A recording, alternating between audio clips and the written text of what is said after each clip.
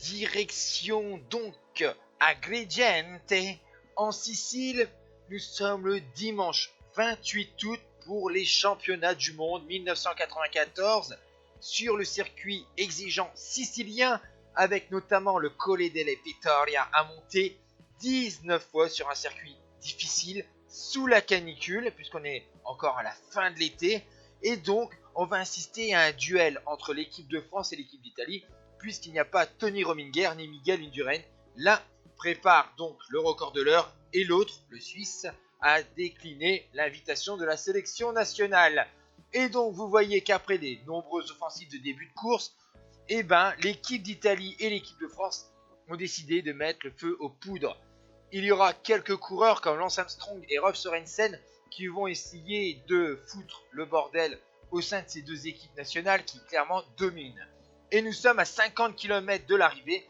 23 coureurs se sont dégagés, donc Sørensen et Armstrong, mais il y a aussi 7 coureurs de l'équipe d'Italie et 5 coureurs de l'équipe de France qui étaient sélectionnés par Bernard Thévenet. Au sein de l'équipe de France, il y a quand même des coureurs comme Virenque, Eulot, Rousse, Leblanc, De Las Cuevas, Madouas, alors qu'au sein de l'équipe d'Italie, il y a Casagrande, Capucci ou encore Faresini.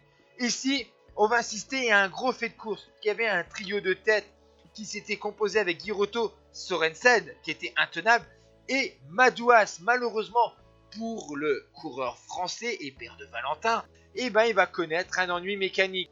Ça va durer plus d'une minute son remplacement de vélo, et donc il a été repris par le groupe de chasse, et donc le duo qui va être ensuite repris par Luc Leblanc.